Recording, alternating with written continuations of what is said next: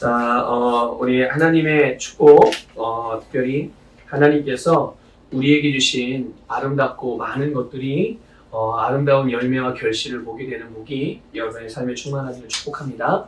자, 오늘 우리 이제 제목이 주님께 칭찬받는 사람이에요.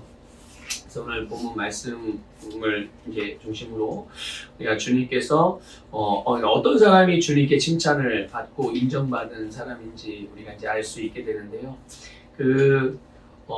과연 어떤 사람이 주님께 인정을 받고, 그러니까 사람들은 인정받는 것을 좋아하고 인정받기를 원해요. 근데 이거는 모든 사람에게 있는 동일한 마음이에요. 내가 인정을 받지 못하면 그 사람은 괴로워요. 근데 인정받고 싶어하는 마음 자체가 그건 나쁜 게 아니라 너무 자연스러운 마음이에요. 근데 이제 그 대상이 중요한 거죠. 내가 누구에게 인정을 받고자 하느냐. 근데 대부분은 이제 사람들에게 인정을 받고 싶어하죠. 자녀는 부모에게 인정받고 싶어하고, 또 부모는 또 자녀들에게 인정받고 싶어요. 자녀가 만약에 부모를 무시한다. 그러니까 부모가 느낄 때 자녀가 무시한다는 느낌을 받게 되면 굉장히 마음이 서글퍼지기도 하고, 부모로서 또 불편하기도 하고, 때로 또 이제 화가 나기도 하고, 자괴감이 들 수도 있죠. 부모 입장에서는. 그렇고, 또 이제 사회생활 할 때는, 또 다른 게 동료들에게 인정받고 싶어. 자기 상관에게 인정받고 싶어. 또 친구들에게도 인정받고 싶어. 자, 그런데 이제 사람에게 인정받는 건 별로 중요하지 않다는 걸 우리는 이미 알고 있죠. 근데 무엇보다 그러면 누구에게 인정받는 게 중요하냐? 하나님에게 인정받는 게 너무 중요해요. 하나님에게 인정받는 사람들은 결국은 사람에게, 그러니까 지금 당장은 그렇게 안 나타나 보여도 결국에는 사람에게 인정받을 수밖에 없어요. 하나님에게 인정받는 사람들은. 근데 그럼 어떤 사람이 주님께 인정받고 칭찬받는, 주님께 칭찬받는 사람이냐? 그거는 딴 게 여러 가지로 말할 수 있겠지만 주님께서 맡기신 일을 주님의 의도대로 행하는 사람이 주님께 인정받는 사람이에요. 주님께 칭찬받는 사람. 주님께서 우리에게 살라고 하신 삶, 우리에게 하라고 하신 그 일, 또 주님께서 우리에게 주신 것들, 그런 거를 가지고 주님이 그거를 주신 의도, 주님께서 그걸 우리에게 하라고 하신 그 말씀의 의도, 일을 맡겨주신 것에 대한 의도, 이런 것들을 잘 알아서 빨리 캐치해서 그 의도대로 행하는 사람. 부모가 자녀가 하도 말을 안 들어가지고 야 나가 죽어 이렇게 말을 했다고 해봅시다. 그러면 진짜 나가서 한강 다리 위에서 죽으려고 자식이 그런다고 해보세요. 이게 좀 우스운 얘기는 한데, 부모가 말한 의도는 그건 아니었죠. 물론 그런 말 자체도 별로 바른 말은 아니겠지만, 진짜 나가서 죽으라고 한 얘기겠어요? 그게 아니잖아요. 그런데 그 의도를 잘못 파악하면은 그렇게 되는 거예요. 그렇게 되는 거. 그러니까 주님으로부터 인정받고, 주님으로부터 칭찬받는 사람은 결국 주님의 의도하신 대로 행하는 사람들이죠. 그럼 우리는 그 주님의 뜻을 어떻게 알고 무엇을 통해 주님의 의도를 알 수 있겠어요? 그거는 우리는 말씀을 통해 알 수 있는 거예요. 하나님의 말씀을 통해 주님이 왜 나에게 이 일을 맡겨주셨고 왜 나에게 이런 말씀을 주셨는지 우리는 말씀을 통해서 그분의 뜻을 알 수 있죠. 그리고 그 말씀을 통해서 우리가 그분의 뜻과 의도를 알았다면 우리는 그것을 순종하게 될 때 주님이 기뻐하시는 거예요. 그러니까 순종은 어떤 사람이 할 수 있어요? 아무나 순종하지 않습니다. 순종은 믿는 사람만 할 수 있어요. 그래서 순종을 능력이라고도 표현하는 거예요. 순종은 그냥 말을 요구한 걸 그냥 따라서 기능적으로 잘 해내는 사람만, 그런 사람을 순종한다고 말하는 게 아니에요. 진짜 순종은요, 능력이에요, 능력. 그래서 정말 주님의 말씀을 믿는 사람이 순종을 하는 거지, 믿지 않으면 절대로 순종할 수가, 따라서 행하는 척은 할 수 있어요. 근데 결국은 본질이 그대로 드러나게 되죠. 얼마 안 가요. 한 달 할 수 있어요. 두세 번 할 수 있어요.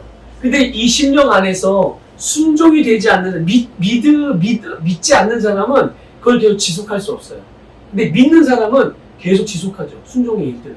그러니까 그런 부분들을 우리가 알 수 있기 때문에 우리 순종을 또 능력이라고도 그렇게 표현을 하거든요. 그 중에서 한 사람이 다윗이죠. 우리 잘 아는 다윗. 성경에서 하나님이 기뻐하시는 사람들은 다 어떤 사람이었느냐? 순종하는 사람이었어요. 순종하는 사람.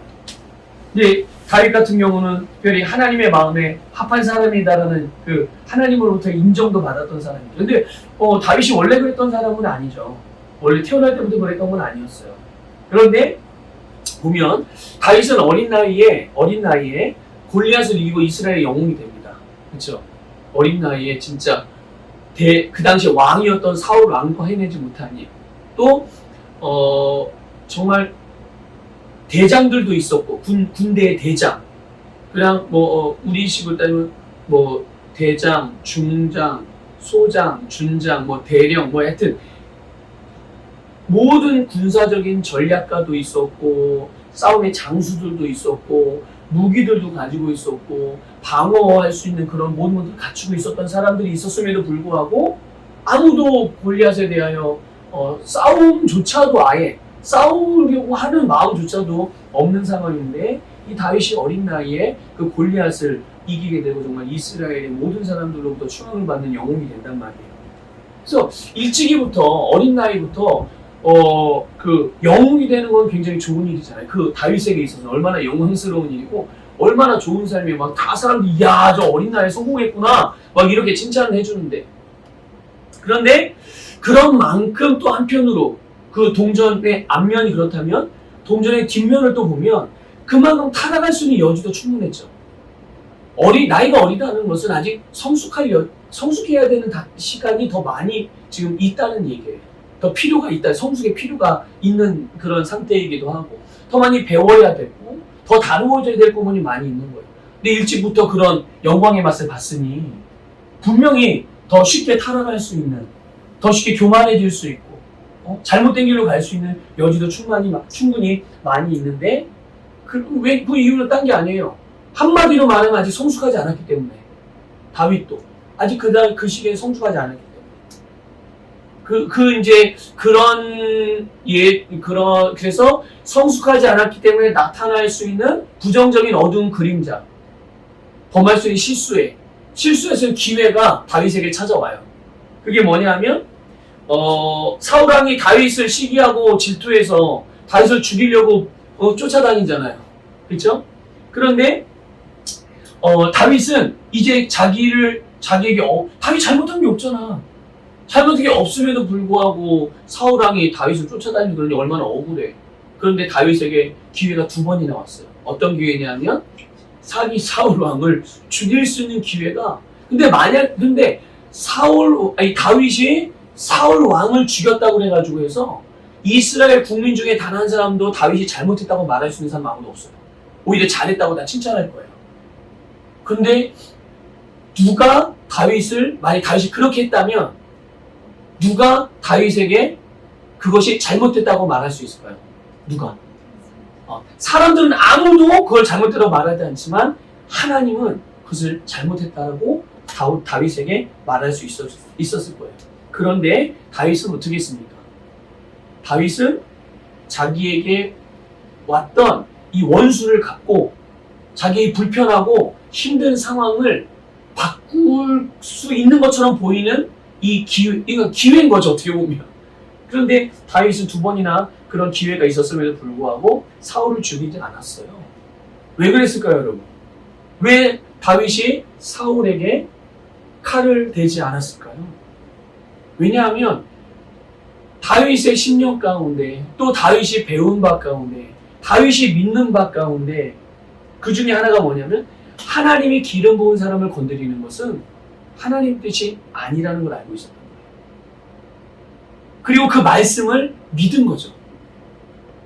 그러니까 하나님의 말씀을 따라서 그렇게 한 거예요. 본인의 감정과 본인의 의지 또 주변의 사람들의 그런 여러 같은 지지와 그런 모든 조언들 말하는 것들 심지어 자기 가장 측근에 있었던 사람들까지도 사울왕에게 원수를 갚을 수 있는 이 문제를 단방에 해결할 수 있는 이 갈등을 이 어려운 상황을 단번에 해결할 수 있는 그런 기회라고 주변에 다 그렇게 이야기를 했었어요. 누가 봐도 다 그런 상황인 거예요, 완전히. 그런데 단 하나의 이유. 그게 뭐냐면 하나님이 기뻐하지 않는 거예요. 그건 하나님의 뜻이 아닌 거야. 그러니까 그 하나님의 말씀을 가지고 자기의 감정도 다스리고 주변의 사람들 말에 대한 자기의 태도도 다스리고 자기의 의지까지도 다스리면서 그렇게 해서 결국은 하나님의 말씀대로 행하는 것. 그러니까 자기의 지금 상황과 환경과 내면까지도 다 지금 말씀으로 다뤄가고 있는 거예요. 여러분, 오늘 우리가 살아가는 우리의 이 세상을 가만히 보게 되면 누군가 나를 위해서 희생해주고 나를 위해서 도와주고 나를 잘되게 하는, 나를 돕기 위해서 저 많은 것들을 희생하고 대가를 치른 사람들이 우리 주변에 늘 있거든요. 여러분 한번 생각해 보세요. 누굴까요? 아니 그냥 이렇게 얼핏 생각하면 정말 진지하게 한번 생각해 보세요. 아, 나를 돕기 위해서 나를 도와주고 내 옆에서 나를 지지해주고 때론 내가 잘못된 길로 가면 나를 훈계해서 바른 길로 가게 해주고. 근데 그런 일들을 하는 게 사실 당연한 게 아니에요. 그분들은 나에 대하여 나를 그렇게 바른 길로, 옳은 길로, 좋은 길로 가게 하기 위해서 많은 대가를 치렀어야 되고 굉장히 많은 희생을 치렀어야 되는 거거든요. 그런 사람이 누구에게나 있어요. 그런데 그런 사람들에게 내가 감사하는 마음을 갖고 그런 사람들을 나에게 붙여주신 하나님의 은혜, 그거에 감사하는 일, 그게 우리의 삶에서 얼마나 이루어지고 있습니까? 그리고 그런 사람들을 향하여 내가 감사를 표하고 그런 사람들을 존중하고 그런 사람들을 위해서 나도 기도하면서 함께 섬겨가고 그런 일들이 이렇게 이루어진 게 너무 당연한 거 아니겠어요? 그렇죠? 그런데 오히려 그 반대의 경우도 요즘에는 너무 많이 일어나요. 그래서 나를 도와줘, 나를 위해 희생한 사람들까지 향해서 손가락질하고 모함하고 또 그 사람들 오히려 비방하는 일들이, 그런 일들이 너무 많이 일어나고 있잖아요.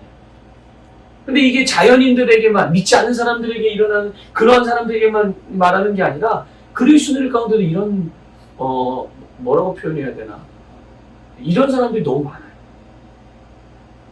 과연 그 사람들이 하나님 앞에 예배하고 주님의 말씀을 따라 신앙생활을 하는데 그들이 과연 말씀을 따라서 살아간다고 말할 수 있겠어요? 그런 사람? 물론 본인은 그렇게 한다고 생각하겠지만 하나님이 과연 그런 인생과 그런 삶을 인정해 주시겠냐고요. 그것도 사랑하지 않는 게 아니에요. 이 사랑하는 것과 주님께 인정받는 건 다른 거예요. 하나님의 사랑은 모든 사람에게 다 사랑하세요. 그런데 하나님의 사람으로서 하나님의 일을 하고 하나님께서 일꾼을 삼으셔서 하나님의 일을 하나님과 함께 할 사람으로서에 대한 부분에 대해서는 우리가 좀 한번 또 다른 차원으로 생각해 봐야 될 필요가 있는 거죠. 그런데 이제 우리가 계속 지금 우리 시흥제자교회 설교 이제 나누는 시간들 가운데 그 주제들과 계속 연결해서 또 하나의 한번 표현해 본다면, 말씀을 드려 본다면, 다윗이 사울을 죽이지 않았단 말이에요. 이건 단순히 원수를 갚지 않았다는 것, 또 단순히 사울의 목숨을 해치지 않았다는 것, 그 이상의 의미가 있는 거죠. 그게 뭐냐면 다윗이 사울을 죽이지 않은 것은 다윗 자신도 하나님의 말씀을 따라 행한 것이기도 하겠지만, 그런데 이거는 곧 사울에게 다윗이 엄청난 선물을 준 것도 마찬가지인 거예요. 그 선물이 뭐겠어요? 사울이 돌이킬 수 있는 기회를 준 거예요. 그럼 생명을 준 거죠. 생명을 준 거예요. 그래서 사울이 살아있으면서 깨닫고 자기의 잘못과 자기의 또 부족함과 자기의 연약함과 자기의 패역함, 여기에서 돌이킬 수 있는 기회를 다윗이 주게 되는 거죠. 그러니까 다윗은 자기가 죽고 사는 게 하나님께 달려있다는 것, 하나님을 경외하는 것이 자기의 감정이나 자기가 받은 상처나 불행한 경험이나 막 끓어오르는 분노보다 더 중요하게 여긴 거예요. 뭘요? 하나님의 말씀을. 그렇기 때문에 다윗은 그분의 말씀을 따라서 그분의 의도대로 행할 수가 있었던 거예요. 또 기도원 같은 경우도 그런 게 기도. 들어보셨죠? 기도. 이 사람도 하나님의 말씀 앞에 순종의 사람이었어요. 그래서 이 기도원은 어떤 대가도 바라지 않고 정말 순전하게 하나님의 일들을 행하는, 그러니까 주님을 신뢰하는 게 뭔가, 주님을 진짜 순수하게 신뢰하는 게 뭔가, 이런 것들을 우리에게 좀 알게 해줄 수 있는 그런 본이 될 수 있는 모델이에요. 그래서 이 기드온이 하나님의 약속의 말씀을 딱 신뢰하고 붙잡음으로 인해서 그런 믿음으로 인해서 자기의 나라, 기드온의 나라가 어디예요? 이스라엘이에요.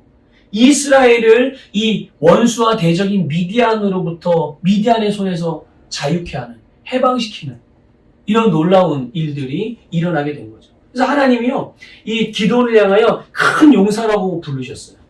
물론 기드온은 그렇게 생각하지 않았어요. 기드온은 자기를 너무나도 연약한 자라고 그렇게 생각을 했어요. 아무것도 할 수 없는 부족한 사람이라고 여겼어요. 근데 이렇게 사사기 6장 12절에 보면 하나님이 그 기드온을 부를 때 이렇게 부르셨어요. 여호와의 사자가 기드온에게 나타나 이르되 큰 용사여 여호와께서 너와 함께 계시도다. 이렇게 하면서 이제 하나님의 사자가 찾아온 거예요. 그리고 이어서 이렇게 말씀을 해. 14절 사사기 6장 14절에 여호와께서 그를 향하여 이르시되 너는 가서 이 너의 힘으로 이스라엘 미디안의 손에서 구원하라. 누구의 손으로 구원하라고 그랬어요? 너의 손으로. 기드온 보고 네 손으로 이스라엘을 구원하라. 내가 너를 보낸 것이 아니냐. 이렇게 말씀하셨어요. 그러니까 내가 너를 보냈으니까 네 손으로 구원해 이거예요. 오늘 우리에게 뭐 이렇게 적용해 본다면 내가 너의 사업장을 너에게 사업장을 줬잖아. 내가 너에게 일터를 줬잖아. 내가 너에게 너의 세상을 줬잖아. 그러니까 네 손으로 그걸 구원해. 네 손으로. 이렇게 말씀을 하신 거예요. 그러니까 근데 기드온은 그러면서 이제 내가 너를 보낸 거잖아. 내가 너를 보낸 거잖아. 그거를 말씀하시는 거예요. 그러니까 네 손으로 구원해. 내가 너를 보냈으니까. 이게 무슨 의미예요, 이게? 하나님이 기도를 보냈으니까 이제 너는 그 하나님을 신뢰하고 너의 손을 가지고서 네가 하는 일을 가지고서 네가 가진 믿음으로 네가 가진 예수의 권세로 그것을 구원해야 해. 그래서 지금 구원해. 이렇게 말씀하시는 거예요. 기드온은 자기가 너무 연약하고 부족하다는 걸 알고 있었거든요. 그런데 이 하나님의 말씀 앞에서 어떤 말씀이에요? 내가 너를 보냈어. 이 말씀이에요. 내가 너를 보냈으니까 너는 네 손으로 이제 네가 할 일만 하면 돼. 내가 너를 하라고 한 그 일만 하면 돼. 이거거든요.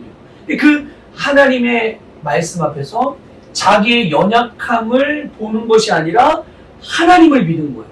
하나님을 믿고 말씀을 따라서 행하니까 결국은 어떤 열매가 나타나게 된 겁니까?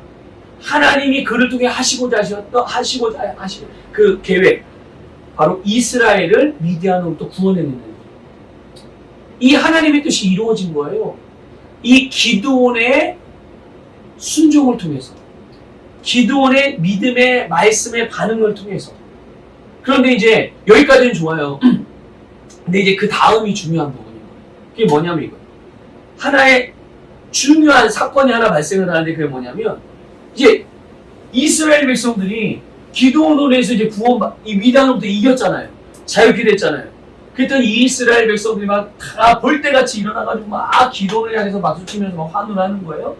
그러면서 이스라엘 백성들이 기드온을 왕으로 삼으려고. 우리의 왕이 되어서 우리를 다스려 주십시오. 막 여기저기서 막 그렇게 일어나는 거예요.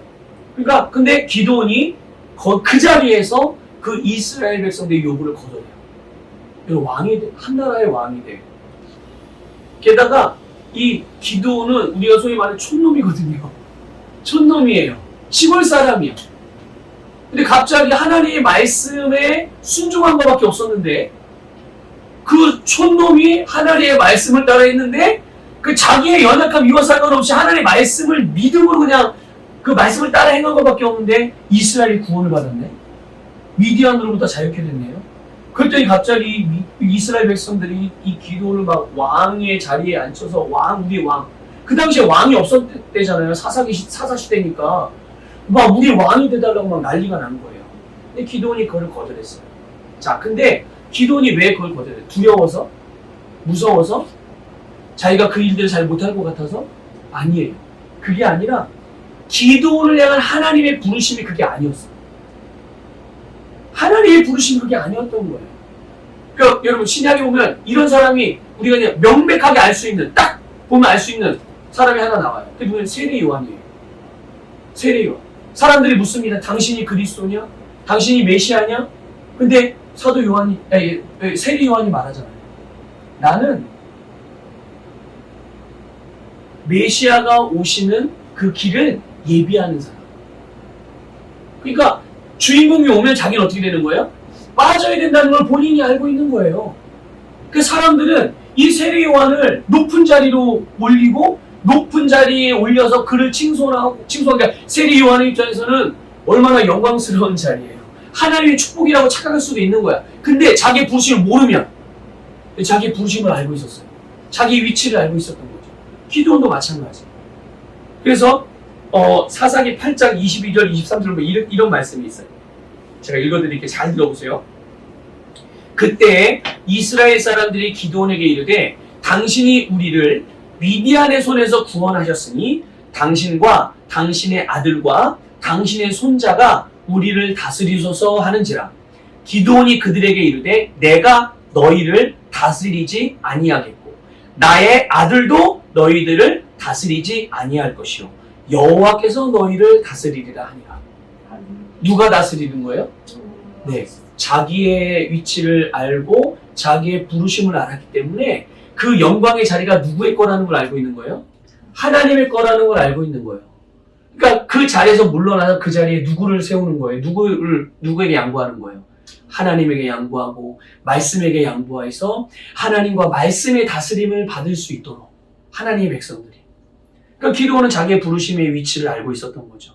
그러니까 자기의 부르심의 그 이상을 넘어가지 않고 그 이상을 굳이 생각하지 않은 거예요.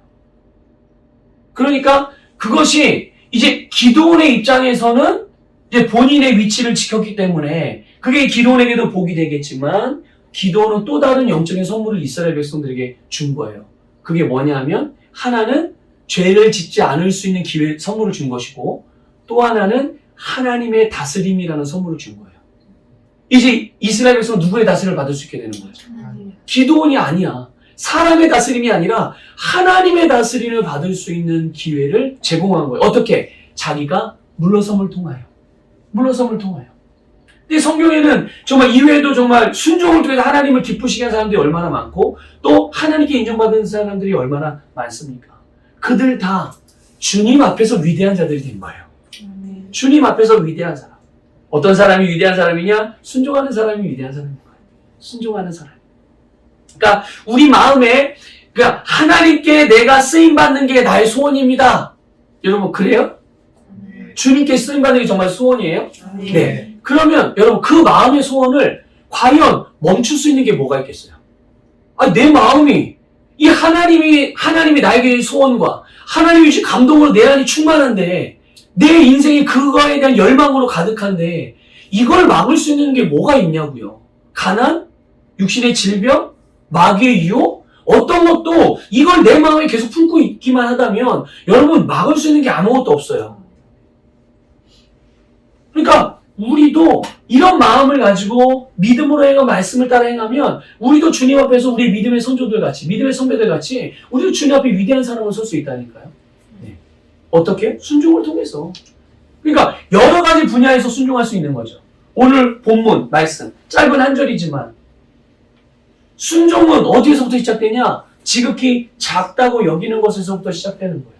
오늘 갑자기 그냥 이벤트적으로 딱 큰 일에 대해서 순종하는 거 아니에요. 작은 일에서 순종하지 못하는 사람은 큰 일에서 순종하지 못해요. 내가 그냥 우습게 여기고 쉽게 여기는 이런 일들에 내가 하나님의 말씀으로 다스려가고 반응하지 않는다면 하나님이 큰 거를 맡겨주지도 않을 뿐더러 만일 큰 거에 대한 어떤 기회가 생겼을 때도 그것에 대하여 내가 바르게 반응하지 못하다니까요. 그게 내게 아니라고 생각을 해. 아예 보지를 못, 인식을 못하는 거예요. 그러니까 우리는 항상 작은 것, 또 이게 무슨 큰 의미가 있겠나 이렇게 생각하는 것에서부터 우리는 주님의 말씀으로 그것들을 다스려갖고 그 말씀으로 순종하게 될 때 그게 점점 강력해지고 그 능력이 그 또 영향력이 확장되어져서 하나님이 나에게 주신 것들 보세요. 세상을 하나님이 나의 것으로 주셨어요. 그렇죠? 자, 그러면 여러분들 과연 여러분들에게 세상이 나에게 주었다는 말씀 우리는 믿거든요. 세상이 어떤 것이 내 것이라고 여러분 실제로 느끼고 계십니까? 실제로 어떻게 인식하고 있어요? 세상이 다 하나님이 나에게, 만물을 다 나에게 주셨어요. 우리가 거듭날 때. 분명히 우리는 그 말씀을 믿거든요. 근데 믿는데 실제로 내가 삶에서 내 것이라고 여기는 것들이 얼마나 있냐고요. 뭘 내 것이라고. 이 세상의 영역들이 있는 것 가운데 무엇이 진짜 내 것이라고 여기고 살아가고 있는지. 한번 생각해 보세요. 그러니까 내가 이렇게 크게 모든 걸 주셨습니다. 이런 거에는 굉장히 우리가 막 열렬히 반응을 하잖아요. 근데 실제 내 삶에서 내 거라고 여기고 살아가는 것을 가만히 생각해 보면 뭐지? 뭐가 내 거지? 왜냐하면 뭘 생각하니까? 큰 거를 생각하니까. 큰 거를 생각하니까. 근데 가만히 생각해 보면 내가 내 거라고 여길 수 있는 게 너무 많아. 시간도, 재정도, 그쵸? 여러분 통장에 잔고도 그게 얼마가 들어있든, 응? 또 뭐 우리 이제 이 공간을 예를 들면 태욱이 같은 거, 이 카페 누구 거야 이거? 본인 거야. 본인 거. 이거 내 거야. 내 거니까 이게 누구로부터 온 거예요? 하나님이 준 거잖아. 하나님이 주신 내 거. 내가 너를 여기다 보냈어. 네 손으로 구원해. 이걸 구원해내야죠. 구원해서 이게 강력한 기업이 되게 하고 이게 왕성한 영향력을 미치는 기업이 되게 해야죠. 이게 내 거라는 인식이 있어야 되는 거예요. 내게 주신 직장, 직업, 가정 이거 하나님이 다 내게 주. 그러니까 모든 것을 나에게 주셨습니다라는 말의 성경의 구절을 볼 때는 아멘 아멘 하는데 진짜 내가 실생활에서 딱 겪고 부딪히고 만나는 모든 것들에 대한 내 것이라고 가져오는 부분들이 많이 없다는 말이에요. 꼭 남의 거 같고 회사 사장 거 같고 엄마 거 같고 아빠 거 같고 이렇단 말이죠. 하나님이 나에게 그러니까 내 거라는 생각이 안 드니까 그걸 어떻게 다뤄요? 내 거가 아니라 관심이 없는 거야. 내 거가 아니니까. 그러니까 내 거라고 생각하는 게 요만큼이면 요거밖에 못 봐. 요거밖에 못 다스려. 근데 내 것이라고 생각되는 것 인식하고 살아가는 게 이만큼이 된다고 생각해 보세요. 그럼 요만큼보다 어떤 사람은 이만큼을 자기 거라고 여기고 이걸 이만큼 다스려가. 근데 요만큼도 다스리지 못하는 사람이 이만큼을 다스릴 수 있겠어요? 불가능한 일입니다. 그러니까 여러분 가만히 생각해 보세요. 만약 어느 날 갑자기 하늘에서 돈보따리가 뚝 떨어졌는데 세상에 거의 10억이 들어있어. 이거 여러분 하나님의 기적이라고 여기겠어요? 안 여기겠어요? 하나님이 준 거라고 여기겠어요? 안 여기겠어요? 당연히 왜냐면 그거 내가 노력한 거잖아. 갑자기 뻥 하고 생긴 거거든. 이런 걸 자꾸만 기대하는 거야.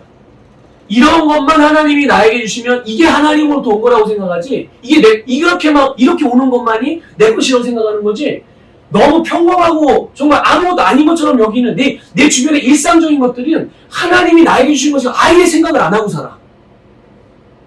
근데 하나님이 나에게 주신 것들을 가만히 생각해보면 소소한 일상들이 나의 것이. 근데 이거를 내 거라고 딱 믿음을 하나님이 나에게 주신 거야 라고 딱 주인의식을 가지고 오늘 말씀 말하잖아요.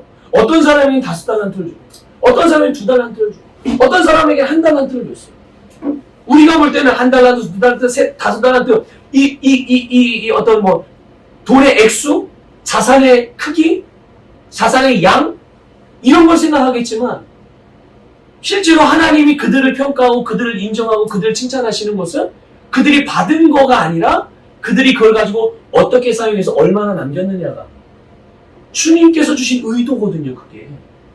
근데 우리의 관심은 누군 하나 받고 누군 5개 받았네. 쟤는 왜 5개 받았지? 왜 난 하나밖에 못 받았지? 이렇게 가니까 하나님의 의도하고 전혀 상관없는 일에 우리가 신경을 쓰고 거기에 마음을 뺏기다 보니까 괜히 상처받고 괜히 이렇게 섭섭하게 생각하고 괜히 그냥 이렇게 나태해지고 또는 너무 조급해지고 이런 일들이 발생하게 되는 거예요.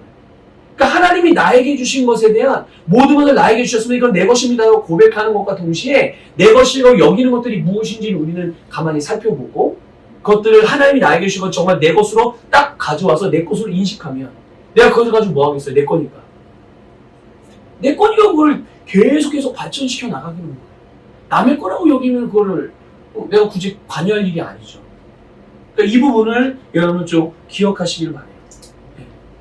그래서 하나님은 모든 만물에 심고 거두는 법칙을 만드셨잖아요. 이건 변하지 않는 진리예요. 이건 자연적인 일에도 마찬가지지만 영적인 일, 자연적인 일 모두에게 공통적으로 해당되어지는 법칙. 그거는 바로 심고 거두는 법칙이에요. 이게 바로 우리가 행하는 모든 일에 다 적용이 되는 거예요. 어느 영역에서든 결국은 순종하는 게 뭐냐? 바로 그 영역에 심고 거두는 원리를 적용시키는 거예요. 심고 거두는 원리를 적용시키는 그거가 곧 내가 순종하는 일이거든요. 그러니까 심으면 어때요? 반드시 심은 씨앗의 열매가 나타나게 돼 있는 거예요. 그러니까 아까 조금 전에 드린 말씀하고 연결시켜서 보면 내가 내 것이라고 여긴 일에 대하여 내가 거기에 대해서 충성하게 되면 작은 것이라고 생각하는 거지만 그것이 하나님 나에게 주신 나의 것이라고 그걸 나에게 왜 주셨겠어요? 하나님께서. 주님의 의도를 생각해 보는 거예요. 주님께서 나에게 그걸 맡겨주신 그 하나님의 뜻을 묵상해 보는 거예요. 하나님의 말씀을 통해 확인해 보는 거죠.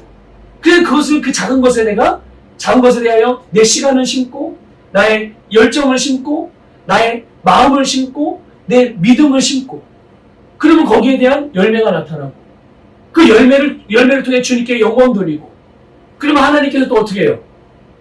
이제 네가 10개의 열매를 남겼어? 그래, 그 남긴 열매 10개? 그것도 네 거야. 그럼 그 열매 안에 뭐가 들어있어요? 또 다른 씨가 들어있잖아요. 또 다른 생명. 그럼 그걸 또 심어. 계속 이렇게 살아가는 사람들은 계속 그 인생이 어떻게 돼요? 증가하고 확장될 수밖에 없는 거예요. 그런데 이 하나님의 의도를 모르면 어떤 사람은 준 걸 가지고 씨까지 그 다음에 나가야 될 것까지 지가 몽창 다 먹고서 그 다음에 없어. 그런 경우도 있고 어떤 사람은 자기보다 더 많은 것을 받은 것처럼 보이는 사람들을 보면서 비교하면서 왜 저 사람은 더 많은데 나는 이것밖에 나는 시간을 더 많이 들인 것 같고 나는 주님을 더 사랑하는 것 같은데 저 사람 내가 볼 때 뭐 별것도 아닌 것 같은데 나보다 저렇게 더 많은 걸 괜히 이런 데 막 이상하게 에너지를 쓰고 관심을 가지면서 비교하면서 좌절하고 또 반대로 아이고 저 사람 저거밖에 난 이만큼 있는데 그러면서 혼자 우쭐해가지고 괜히 막 우월의식을 가지고 막 다른 사람 판단이나 하고 정죄나 하고 자꾸 가르치려 하고 이런 태도를 갖게 되는 거예요.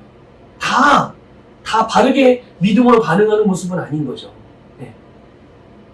그래서 만약에 우리가 하나님 앞에서 그냥 평범한 삶을 살고 정말 주님 안에서 어떻게 형통하고자 하는 거 갈망하는 마음이 없으면 우리 심을 필요도 없어. 그냥 주는 대로 그날 주는 대로 그냥 말 그대로 우리가 표현 일용할 양식만 먹고 살는데 일용할 양식만 먹고 살아도 굶어 죽진 않습니다. 그렇잖아요. 그러나 우리를 향한 나를 향한 하나님의 뜻, 이 바람이 뭔지를 알면 이 아는 사람들은 가만히 있을 수 없는 거예요. 일용할 양식 가지고 안 되는 거야. 계속 하나님의 마음, 하나님의 뜻을 갈망하고 그것들을 구하고 계속 그것을 향해 나아가려고 하는 거죠. 그게 뭡니까? 우리가 잘 아는 요한복음 10장 10절 말씀이잖아요. 우리가 영생을 얻어서 영원한 생명을 얻을 뿐만 아니라 우리가 이 땅에서 영생의 복을 풍성하게 누리는 거예요. 이걸 위해서 예수님을 보내주신 거잖아요. 그러니까 풍성한 영생의 복을 풍성하게 누리는 건 내가 나 혼자 잘 먹고 잘 사는 것만 말하는 게 아니에요. 그 영생의 복을 풍성히 누린다는 말 안에는 나에게 주신 세상을 하나님의 나라로 만들어가는 것도 포함이 되어져 있는 거란 말이에요. 네. 그러니까 이렇게 우리가 하나님을 기쁘시게 했던 많은 믿음의 사람들, 그 사람들이 다 순종의 사람들이었고. 근데 가만 보면 그랬던 우리의 믿음의 선배들도 사실 우리와 같은 평범한 사람이었잖아요. 그렇죠? 근데 다른 점이 굳이 다른 점을 찾고자 하는 그들하고 우리하고 다른 점. 그게 다른 점이 있다면 그들은 계속 싸웠다는 거예요. 계속 믿음의 선한 싸움을 싸웠다는 거예요. 멈추지 않고. 또 우리가 겪은 다양한 문제들과 똑같은 문제들을 그들이 어떻게 했느냐? 계속 뚫고 나갔다는 거예요. 그 문제 앞에서 벽에 부딪혀가지고 이게 나가 뒹굴어 떨어지고 다 포기하고 그냥 낙심하고 절망하고 그냥 될 대로 되라. 이랬던 게 아니라 그 사람들도 우리가 지금 겪고 있을 수 있는 문제들이 있을 수 있지만 지금 겪고 있는 문제들이든 아니면 또 다른 앞으로 겪을 수 있는 여러 가지 좀 우리를 힘들게 만드는 상황들이 있을 수 있겠죠. 우리를 자꾸만 도전하는 그런 일들. 근데 그 사람들이라고 해서 그것에 제외되어 있어도 그게 아니에요. 우리가 겪었던 똑같은 것들 그들도 이미 과거에 겪었거든요. 근데 그런 문제들 앞에서 그런 여러 가지 불편한 일들 앞에서 계속 그 문제들을 뚫고 나갔다는 거. 굳이 그들하고 우리와의 차이점을 말한다면 그런 거예요. 그런 거. 그러니까 그 사람들은 어떤 장애물이랄지를 그것에 직면할 때마다 계속 승리했던 거죠. 계속 승리했어요. 우리보다 능력이 탁월해서 아니요. 우리하고 똑같은 믿음을 가지고 있었는데 그 믿음을 가지고 아까 말한 대로 계속 싸웠던 거고, 그리고 계속 그 문제들을 돌파해 뚫고 나갔다는 거예요. 그게 그들에게 승리라는 열매를 가져온 거예요. 그럼 그 사람들의 부르심, 우리 부르심이 달라? 아니요. 다르지 않아요. 똑같습니다. 근데 그 부르심 앞에 항상 그 하나님의 부르심의 말씀 앞에 항상 예라고 대답한 거죠.